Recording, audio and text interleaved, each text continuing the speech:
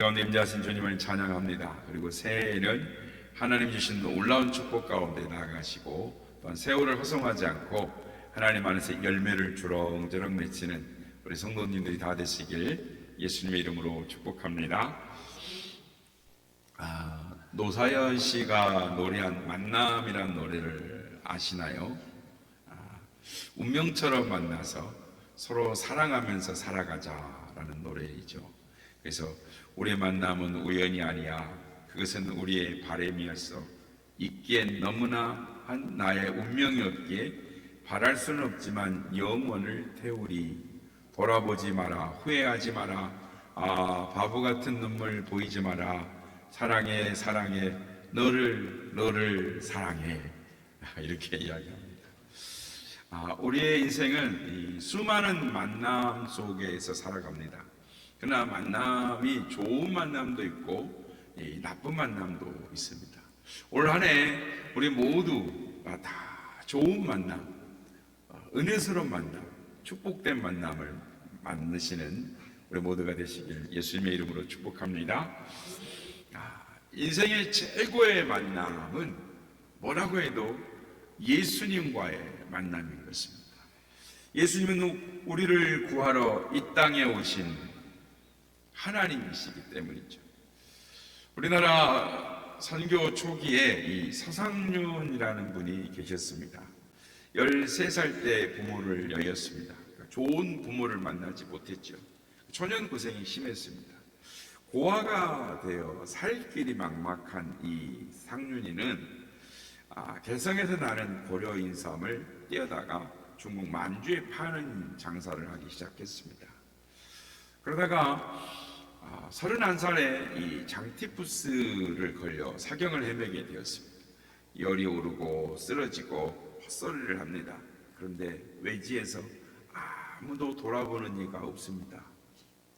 돈 있을 때는 그를 좋아하던 사람들도, 그 주위에 있던 사람들도 아파서 사경을 헤맬 때는 아무도 거들떠보지 않습니다. 이제 죽겠구나, 죽을 상황만 기다리고 있는데 스코틀랜드에서 파송된 맥킨타이어 선교사를 만나게 됩니다. 그분이 정성을 다해서 치료를 해줍니다. 서상륜에게 있어서 맥킨타이어 선교사는 생명의 은인인 것이죠. 선교사가 그에게 예수님을 전했습니다. 가장 고귀한 만남, 예수님을 만났습니다. 그리고 1년 후에 세례를 받고 그의 인생이 변했습니다. 이제 가난이 문제가 아니고, 이제는 질병도 문제가 아니고, 인생이 완전히 바뀌었습니다. 우리나라의 최초 성경인 이 번역 성경인 로스 성경이 있는데, 이 로스 선교사님을 만나서 서상륜이라는 사람이 성경을 번역합니다. 황해도에 있는 솔천, 우리가 이제 솔레라고도 하고 소래라고도 합니다. 그러니까 예수님을 만난 이 서상륜이 우리나라 최초 교회인 이 송천교회, 소래교회라고 하는 교회를 세웁니다. 그리고 또 누구를 만나느냐? 언더우드 선교사를 만나서 서울의 세문안 교회를 세웁니다. 처음에 14명이 세례를 받았는데 모두가 서상륜이 전도한 사람들입니다. 황해도로, 평안도로, 부산으로 전국을 다니며 복음을 전합니다. 그는 평생을 평신도로 살면서 예수님을 전하는 사람이 되었습니다. 그가 그의 집을 헌납을 해서 세문안 교회를 지었습니다. 그래서 나이가 들어서도 가난했습니다. 언더우드 선교사님이 그가 헌납했던 그런 똑같은 기와집을 사주어서 노년의 시간을 보냈다고 합니다. 그렇습니다. 초년의 인생이 곧 괴로운 인생이었습니다. 그러나 예수님을 만나고 인생이 변화되었습니다. 그래서 우리 한국교회 선교회 초기에 있었던 맥킨타이어, 로스 선교사, 또 언더우드 선교사 모두를 다 만나는 사람이 되었죠. 여러분, 왜 예수님을 만나는 것이 그렇게 가장 고귀한 만남입니까? 예수님은 하나님이 보내신 구원자이시기 때문입니다. 오늘 보면 29절과 40절, 41절에 보면 29절 이튿날 요한이 예수께서 자기에게 나오심을 보고 이르되 보라 세상 죄를 지고 가는 하나님의 어린 양이로다 합니다. 40절에서 41절 요한의 말을 듣고 예수를 따른 두 사람 중 하나는 시몬 베드로 형제 안드레라. 그가 먼저 자기 형제 시몬을 찾아가 말하되 우리가 메시아를 만났다 하고, 메시아는 번역하면 그리스도라. 우리 예수님은 어떤 분이십니까? 세례 요한의 고백을 보면 보라 세상 죄를 지고 가는 하나님의 어린 양이로다. 스승 요한의 말을 듣고 예수님을 만난 제자들의 고백은 무엇입니까? 이분이 우리가 찾던 구원주다, 우리가 찾던 메시아다, 우리의 소망이다 라고 말합니다. 예수님을 메시아로, 구원자로 소개를 하는 것입니다. 예수님은 우리를 죄에서 구원하러 오신 구원주이십니다. 예수님을 만나면 인생이 바뀝니다. 그러므로 우리가 이제 오늘도 예배를 새해 첫 신년 감사 예배로 나왔는데, 교회만 다니는 것이 아니라 예수님을 만나야 합니다. 내가 예수님을 만나야 합니다. 내가 만난 예수님을 전할 수 있어야 합니다. 내가 예수님을 만나지 못하면 교회를 오랫동안 다녀도 그 시간이 허송세월이 되는 것입니다. 예수님은 세상의 모든 질고와 죄를 짊어지신 하나님의 어린 양으로 오셨습니다. 불교의 창시자 석가모니는 이런 말을 했죠. 인생이란 짐보다 더 무거운 짐이 없다. 무슨 말입니까? 한마디로 인생은 무거운 짐을 지고 머나먼 길을 가는 거다. 그것이 인생이다 라고 말을 한 거죠. 그의 말처럼 우리는 수도 없는 무거운 짐을 지고 살아가는 인생입니다. 온갖 질병의 짐, 온갖 치열한 생존의 짐, 돈 문제, 사람 문제, 자식 문제, 일일이 들을 수도 없는 수많은 문제들, 많은 짐들이 우리를 억누르고 있습니다. 새해가 되었지만 우리의 짐이 벗겨진 게 아닙니다. 아직도 우리는 짊어지고 갈 짐이 많은 것이죠. 우리가 가고 가는 이 인생의 짐 얼마나 무겁습니까? 그런데 여러분, 그 무거운 짐들 중에 가장 무거운 짐이 무엇인 줄 아십니까? 성경은 바로 죄의 짐이 우리 인생의 가장 무거운 짐이다라고 말씀합니다. 에덴 동산에서 추방된 이후에 땅이 저주를 받고 온갖 질병이 시작되었습니다. 우리를 힘들게 하는 모든 불안과 근심과 걱정과 모든 문제들이 다 죄의 문제 때문이라고 말씀합니다. 모든 인생은 예외 없이 죄와 심판의 짐을 지고 죽음을 향해 한 걸음 한 걸음 다가가고 있는 것입니다. 그런데 우리의 모든 무거운 죄의 짐을 대신 짊어지신 분이 계십니다. 그분이 바로 하나님의 어린 양으로 이 땅에 오신 십자가를 지신 우리 주님 예수님인 것입니다. 그래서 세례요한은 예수님을 가리켜 세상 죄를 지고 가는 하나님의 어린 양이로다라고 고백합니다. 외치는 것이죠. 왜 예수님이 어린 양입니까? 이 어린 양인지를 왜 알기 위해서는 구약 레위기 16장의 내용을 먼저 이해해야 하는 것입니다. 이스라엘 백성들은 1년에 한 번씩 대속죄일을 지킵니다. 그러니까 7월 10일 날이 대속죄일인데, 모든 이스라엘 백성들은 1년 동안 한 번에 지난 1년간의 모든 죄를 용서받는 제사를 드려야 했습니다. 대제사장은 대속죄일이면 2마리의 염소를 준비를 합니다. 2마리 염소를 넣고 제비를 뽑습니다. 그래서 하나는 하나님을 위한 속죄 제물로, 다른 하나는 아사셀로 남겨둡니다. 이 아사셀이라는 건 뭐냐면, 제사장이 먼저 속죄 제물로 된 염소의 피를 뽑아서 지성소 제단에 피를 뿌리고 속죄 제사를 드립니다. 그리고 희생 제사를 드리고 나면 대제사장은 아사셀로 뽑힌 염소를 데리고 와서 그 염소의 머리에다 손을 얹습니다. 그리고 대제사장이 아사셀 염소의 머리에 안수를 하면서 이스라엘 백성들의 모든 죄를 이 염소에게 전가를 시킵니다. 그러니까 이스라엘 백성들이 지난 한 해 동안 지었던 모든 불의와 죄를 다 하나님께 고백합니다. 그러면서 이스라엘의 모든 죄와 불의가 아사셀 염소에게 전가되는 것이죠. 그러면 대제사장은 미리 준비시켜둔 제사장 한 사람을 불러서 이 아사셀 염소를 광야로 데리고 갑니다. 아무도 살지 않는 깊은 광야, 무인지경의 광야에다가 아사셀 염소를 놓으면 광야를 떠돌다가 결국에는 굶주리거나 짐승의 밥이 되어 죽는 것이죠. 이걸 이스라엘 백성들이 봅니다. 멀리서 봐요. 아사셀의 이 염소가 광야에서 죽고 광야에서 아사셀 염소의 뼈를 보게 되면 이스라엘 백성들이 깨닫는 것입니다. 가슴이 뭉클해지는 거예요. 내 죄를 위해 저 염소가 대신 죽었구나. 하나님은 그 염소를 보면서 이스라엘 백성들이 구체적으로 죄 때문에 염소가 죽었다라는 것을 실감하기를 원하시고 시청각 교육을 하신 것이죠. 마찬가지로 예수님께서는 백성들의 죄의 짐을 짊어지고 광야로 가서 죽은 아사셀 염소처럼 골고다의 언덕을 오르시고 십자가를 지시고 우리 대신 죽으셨습니다. 십자가에서 남기신 마지막 말씀이 티텔레스타이, 다 이루었다라고 말씀합니다. 빛을 다 갚았다는 것입니다. 모든 죄를 깨끗이 청산했다는 것입니다. 100% 깨끗하게 다 갚았다.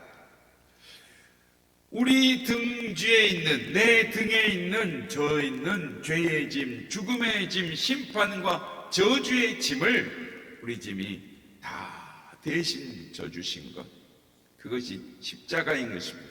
내가 당해야 될 저주와 고통과 심판의 형벌을 우리 주님이 대신 져주셨습니다. 여러분, 새해가 시작됐는데 여러분의 짐을 주님께 다 맡기셨습니까? 우리 인생의 짐을 주님께 맡기지 않고 지금도 내가 그 짐을 지고 가겠다고 홀로 힘겹게 지고 가면 우리의 삶에는 기쁨이 없습니다. 평강이 없습니다. 무거운 짐을 지고 가는 사람의 얼굴에 어찌 웃음이 있을 수가 있겠습니까? 그 짐은 우리의 얼굴에서 웃음을 뺏어가는 것이죠. 행복을 뺏어가 버리는 것입니다. 그 무거운 짐은 우리 마음에서 미래의 소망을 빼앗아 가버리는 것입니다. 세상 죄를 지고 가신 하나님의 어린 양이신 우리 주님은 오늘도 우리가 지고 있는 그 짐, 모든 짐을 다 져주시기를 원하십니다. 내 인생의 모든 짐을 다 주님께서 맡아주기를 원하십니다. 우리가 우리의 짐을 주님께 맡기기만 하면 주님은 우리의 마음에 평강을 주시고 우리의 삶에 쉼과 안식을 주시는 것입니다. 주님 오늘도 우리에게 말씀하시는 것입니다. 수고하고 무거운 짐진 자들아 다 내게로 오라. 내가 너희를 쉬게 하리라. 우리 주님의 약속인 것입니다. 그래서 우리 찬송가 337장에 보면 내 모든 시험 무거운 짐을 주 예수 앞에 아뢰이며 근심에 쌓인 날 돌아보사 내 근심 모두 맡으시네. 무거운 짐을 홀로 지고 견디다 못해 쓰러질 때 불쌍히 여겨 구원의 주님 은혜의 주님 오직 예수. 여러분, 근심의 짐, 걱정의 짐, 죄의 짐, 무거운 짐을 세상 죄를 지고 가는 하나님의 어린 양 우리 주님께 다 기도로 맡길 수 있기를 바랍니다. 십자가 앞에 다 내려놓고 우리의 인생의 무거운 짐을 다 내려놓고 주님이 주시는 자유와 평강의 길을 모두 갈 수 있는 우리 모두가 되시길 예수님의 이름으로 축복합니다. 스승 세례 요한에게 예수님을 소개받고 예수를 만난 안드레를 보십시오. 그는 예수님을 소개받고 예수님을 찾아가 대화를 나눈 다음에 바로 그 형제 베드로에게 갑니다. 그리고 예수님을 소개하는 것이죠. 가장 가까이 있는 사랑하는 사람, 그에게 내가 만난 그 기쁨, 내가 만난 소망, 내가 만난 인생의 답, 그 예수님을 전하고 싶었기 때문입니다. 예수님을 소개받은 베드로가 정말 그러한가? 그분이 정말 내 인생의 답인가? 내 무거운 짐을 다 벗겨줄 사람인가? 성격 급한 베드로가 예수님을 급히 찾아갑니다. 예수님 베드로를 아십니다. 그 시몬 속에 있는 가능성을 보시고 이름을 베드로라 이름하십니다. 그가 장차 반석 교회를 이끄는 초석이 될 거를, 그가 예수님을 만나서 세상을 변화시킬 사람이 될 거라는 것을, 이 세상에 참 행복의 길을 만들어내는 자, 교회를 이끌어갈, 교회를 세우는 자가 될 거라는 걸 아셨습니다. 그렇습니다. 누구든지 예수님을 만나면 그의 인생이 변화되는 줄 믿습니다. 그래서 우리는 안드레처럼 가까운 이들에게 내가 만난 예수님을 전해야 하는 것입니다. 예수님을 소개해야 되는 것입니다. 만약 내가 예수를 만나지 못했다면 예수님을 만나야 하는 것입니다. 미국의 소매상협회에서 세일즈맨의 거래 실적과 진념의 상관관계를 분석한 결과가 있습니다. 물건을 팔 때 이 세일즈맨 중에 48%는 단 한 번만 이렇게 권유한답니다. 그런데 포기하는 것이죠. 두 번을 권유한 사람은 25%, 세 번을 권유한 사람은 15%. 그런데 세일즈맨 중에 오직 12%만 네 번, 아니 그 이상을 권유한다는 것입니다. 그런데 놀라운 것은 네 번 이상 권유한 12%의 세일즈맨이 전체 판매량 80% 이상을 차지한다라는 것입니다. 우리 속담에 10번치가 안 넘어가는 남 없다라는 이야기가 있습니다.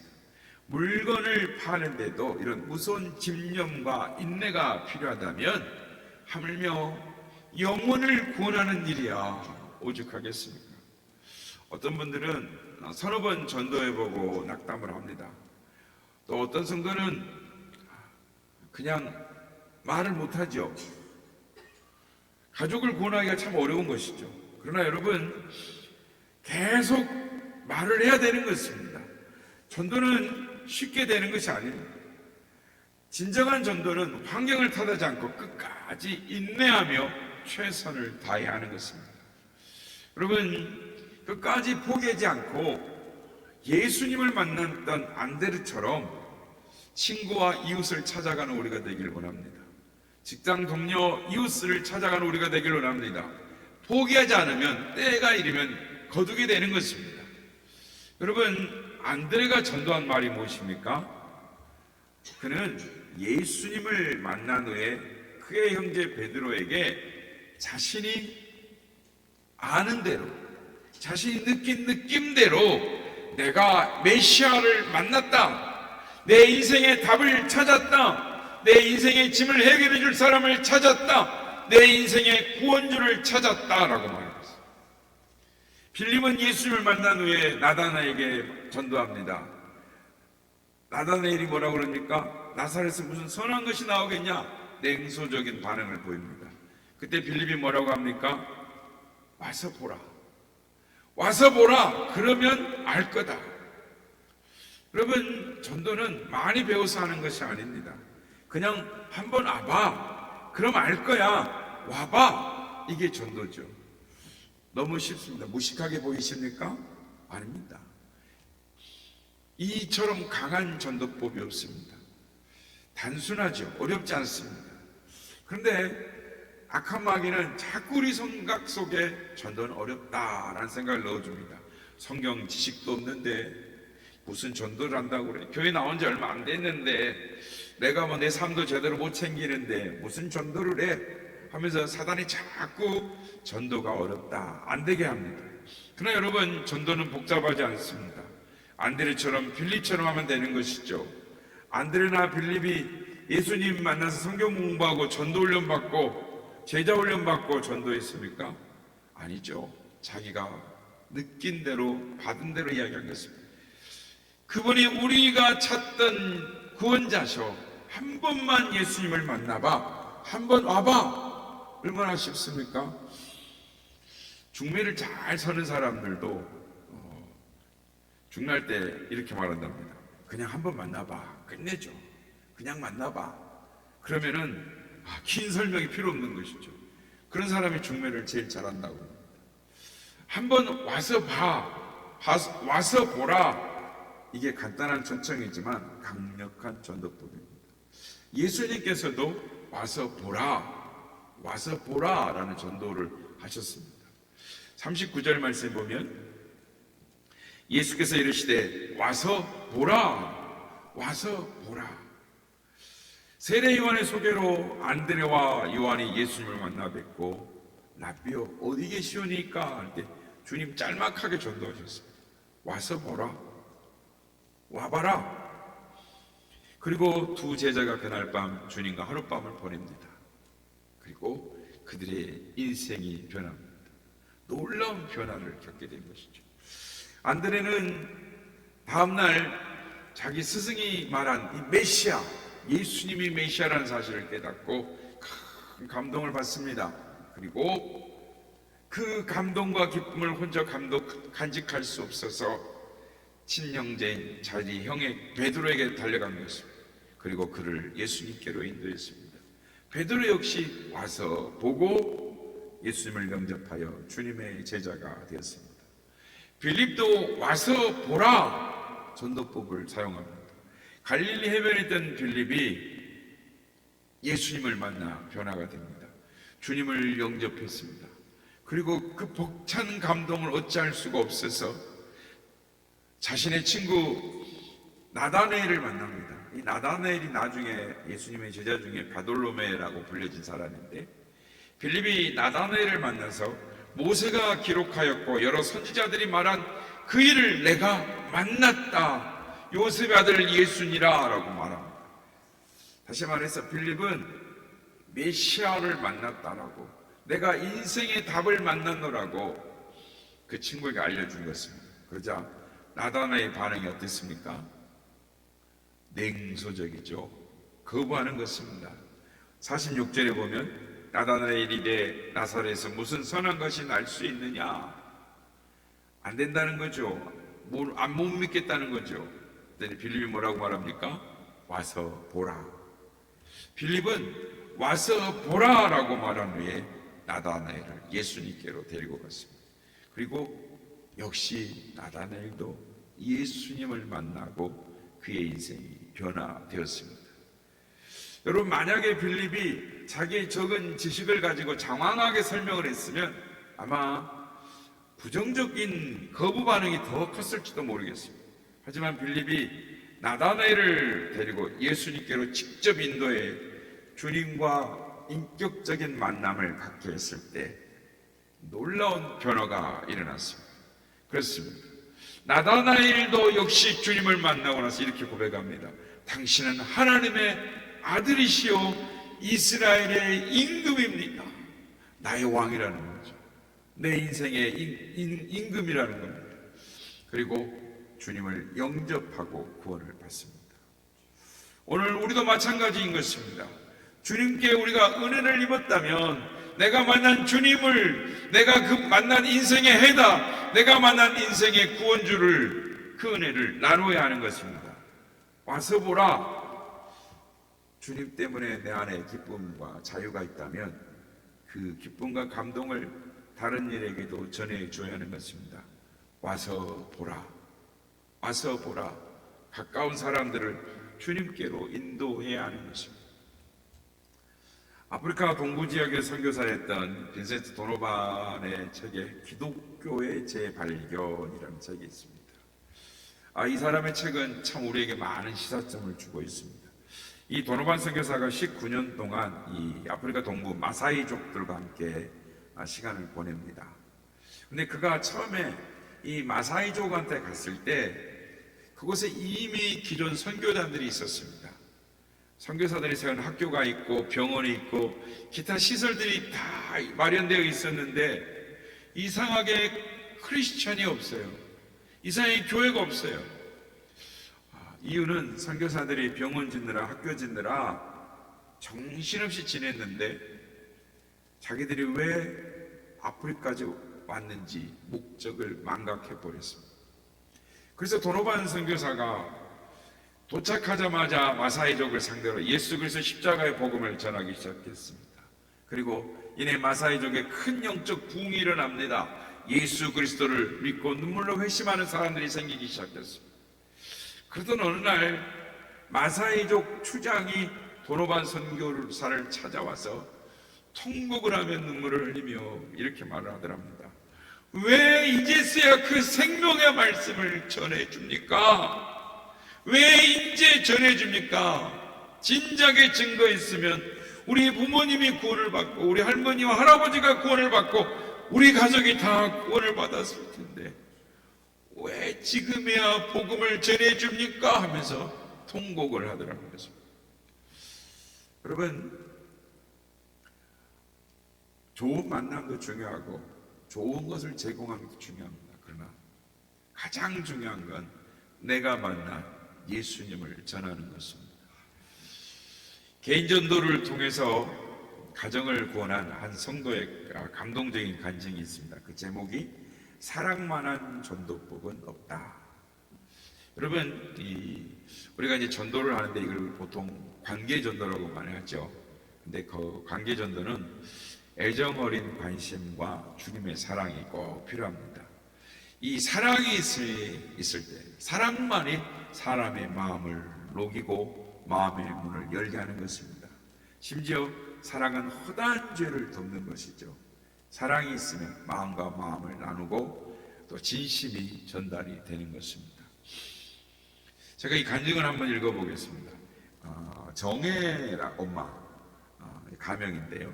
정혜 엄마를 전도해야겠다는 마음을 먹게 된 것은 이웃들의 수군거림 때문이었습니다. 제가 사는 연립주택 옆동으로 이사를 온 다음 날부터 그 집에 부부싸움 하는 소리가 끊이질 않았습니다. 그건 보통 부부싸움의 소리가 아니었습니다. 때리고 부수고 소리 지르고 밖에서 소리가 다 들릴 정도였습니다. 그런데 그 소리를 잘 들어보면 남편의 소리가 아니라 아내의 소리라는 게 특이했습니다. 남편을 향해 욕을 하는 정혜 엄마 소리를 듣다 보면 생전 들어보지도 못한 욕들이 얼마나 많은지, 뿐만 아니라 정혜 엄마는 술도 마시고 담배도 피웠습니다. 딱한 것은 정혜였습니다. 이제 갓 2돌이 지난 아기 정혜를 보면 너무나 애처로웠습니다. 저는 그 집을 전도해야겠다고 마음을 먹었습니다. 시장에 갔다가 정혜가 좋아할 만한 것을 사다 주고 찌개를 끓여도 한 냄비를 더 끓여서 그 집과 나눠 먹었습니다. 저희 집에 선물이 들어오면 그중 절반이 그 집으로 갔습니다.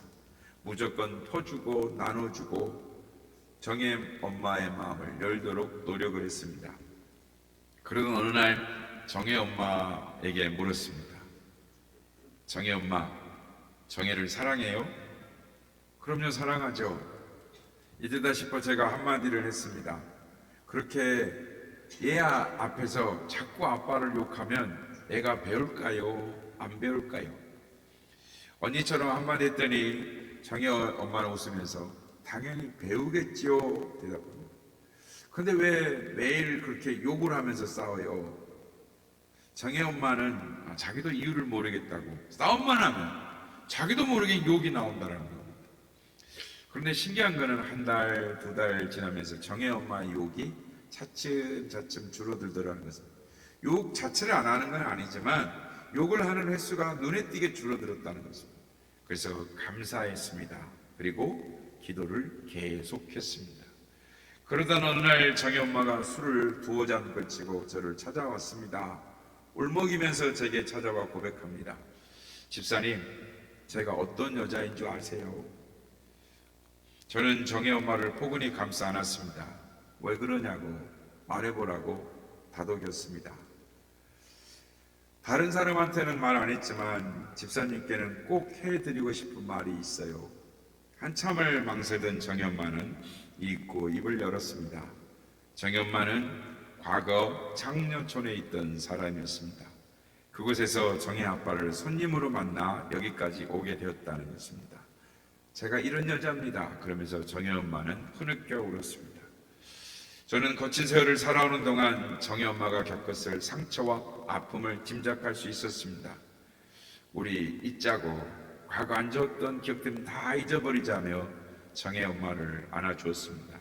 그렇게 제 가슴에 파묻힌 채 정혜 엄마는 1시간을 울었습니다. 정혜 엄마, 그래도 우리 하나님은 정혜 엄마를 사랑하셔. 주님은 정혜 엄마를 위해서 십자가에 돌아가셨잖아. 정혜 엄마의 흐느낌은 멈추지 않았습니다. 그만큼 가슴에 쌓인 아픔이 깊었던 것입니다. 자기를 좀 도와달라고 중얼거립니다. 함께 울었습니다. 그때부터 정혜 엄마가 바뀌기 시작했습니다. 욕도 안 하고 물건 던지는 소리도 안 들려옵니다. 일단 그것만으로도 저는 무척 감사했습니다. 이제부터 새로운 피조물로 살아가면 되는 것이었습니다.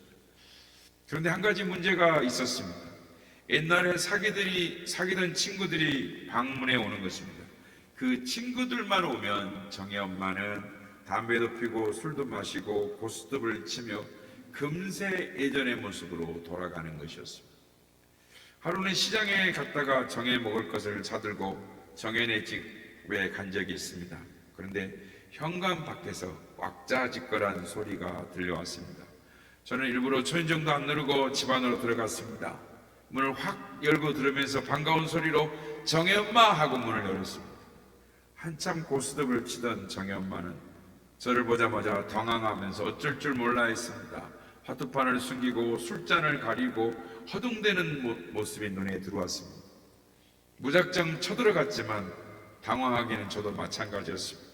얼른 사온 물건을 바닥에 내려두면서 어머 정혜 엄마 미안해요 하면서 문을 닫고 집을 와버렸습니다.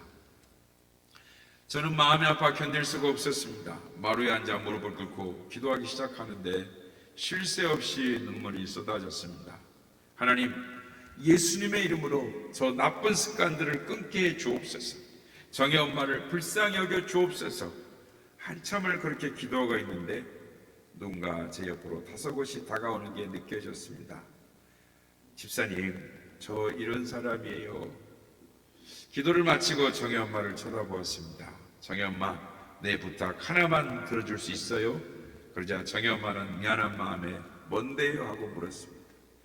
정혜 엄마가 저 친구들에게 예수님을 담대히 증거할 수 있을 때까지 친구들이 정혜 엄마 집에 오지 않도록 했으면 좋겠어요. 놀랍게도 정혜 엄마는 제 부탁을 들어주었습니다. 아직 복음을 전할 수 있을 만큼의 담력이, 신앙이 없었던 정혜 엄마가 일단 그 친구들 멀리하기로 각오한 것입니다. 그때부터였습니다. 정혜 엄마의 변화는 눈에 띄게 나타났습니다. 술, 담배, 친구 이런 것들로부터 완전히 멀어지는 정혜 엄마의 모습을 목격할 수 있었습니다. 정혜 엄마의 얼굴빛도 맑아져갔습니다. 성령께서 일하고 계셨습니다. 그러던 어느 날 정혜 엄마가 급히 저를 찾아왔습니다. 정혜 아빠가 맥주를 사갖고 와서 한 잔씩 나누자고 하는데 어떻게 하면 좋겠느냐는 것이었습니다. 저는 단호하게 말했습니다. 절대 한 모금도 마시지 말라고 했습니다. 이제껏 정혜 엄마가 정혜 아빠 앞에서 실수를 많이 했으니까 예수님으로 인해서 완전히 달라진 모습, 정숙한 모습을 보여주라고 했습니다. 성령께서 정혜 엄마의 마음을 붙들어 주시니까 정혜 엄마는 그 말에 거부감 없이 순종했습니다. 알겠어요, 집사님. 그렇게 하겠어요. 마치 어린애가 엄마의 말을 순종하듯 그렇게 돌아서는 정혜 엄마를 보자 눈에 눈물이 핑 돌았습니다. 그리고 다음날 정혜 엄마가 저를 찾아왔습니다. 집사님, 무엇인가 급한 일이 생겼다더니 뛰어들어 저를 찾았습니다. 이번 주부터요, 정희 아빠가 교회 나가기로 했어요. 정희 엄마는 이 기쁜 소식을 저에게 전하고 싶어서 헐레벌떡 뛰어왔던 것입니다. 어떻게 된 거냐고 묻자 정희 엄마는 전날 밤에 있었던 사건을 소상하게 말해 주었습니다. 전날 밤 정희 아빠가 맥주를 사들고 와서 한 잔씩 하자고 하더랍니다. 그러자 정희 엄마는 냉장고에서 사이다를 꺼내와서 남편에게 맥주를 따라주며 이렇게 말했답니다. 당신은 맥주 마셔요. 나는 사이다 마실게요. 어떻게 여자가 술을 마셔요? 약간은 새침하게 애교를 떨며 이런 말로 술을 거부하자 이 정희 아빠가 놀라서 술잔을 탁 내려놓으면서 다급히 묻더랍니다. 당신을 변하게 만든 사람이 도대체 누구야? 그때 정희 엄마가 남편 앞에 무릎을 꿇고 말했습니다. 여보, 나 같은 여자를 아내로 받아줘서 정말 고마워요. 그런데도 나는 감사하지 못하고 당신한테 욕하고 때려 부수고 여보, 지금까지 잘못했던 거 용서해줘요. 다시는 안 그럴게요. 정희 엄마의 진심 어린 고백에 정희 아빠는 아내를 붙들고 엉엉 울었습니다. 당신을 변하게 한 예수님이라면 나도 그 예수님을 믿고 싶어. 나도 이번 주부터 정희 손잡고 교회에 나갈게. 그 후에 정희 아빠는 얼마나 신앙생활을 잘하는지 모릅니다. 가끔 전화를 해보면 목소리가 잔뜩 쉬어있을 때가 있습니다. 왜 그러냐고 물어보면 어젯밤 철학 기도를 했거든요 라고 말합니다. 여러분, 긴 이야기였습니다만 복음의 능력은 가정을 변화시키는 것입니다. 쓰러진 영혼을 살릴 뿐만 아니라 깨어진 가정도 살리는 것입니다. 우리가 바로 이런 놀라운 일을 감당할 수 있는 사람들인 것입니다. 그러니 전도자로 살아간다라는 것이 얼마나 큰 축복입니까? 온갖 지식과 도덕의 잣대로 깨어진 가정을 살려보려고 평생을 노력해도 그런 변화, 그런 행복을 그 가정에 가져다 줄 수 없는 것입니다. 결코 가져다 줄 수 없습니다. 오직 복음만이, 성령의 능력만이 그 가정을 온전한 변화, 행복한 변화, 그곳으로 인도할 수 있는 것입니다. 여러분이 만난 예수, 그분은 어떤 분이십니까? 여러분의 인생의 답이십니까? 여러분의 인생의 무거운 짐을 다 맡기신 그분이십니까? 그분이 다 모든 것을 해결해 주셨습니까? 그렇다면 내가 만난 예수님을 전해줘야 하는 것입니다. 우리가 전할 분, 우리를 죄와 저주 가운데서 구원하신 십자가의 예수님을 전해야 하는 것입니다. 그럴 때 구원의 역사가 일어나는 것입니다. 올 한 해 여러분 어떤 소망이 있으십니까?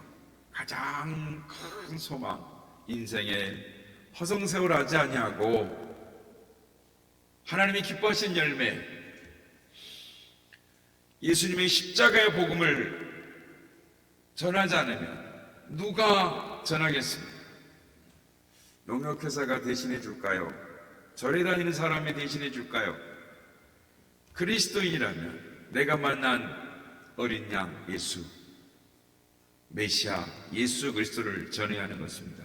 그러기는 안드레처럼, 빌립처럼 내 가족, 내 친지, 내 이웃들에게 내가 만난 그분을 한 번만 만나보자, 와서 보라 하고 복음을 전하는 저와 여러분이 되시길 예수님의 이름으로 축복합니다.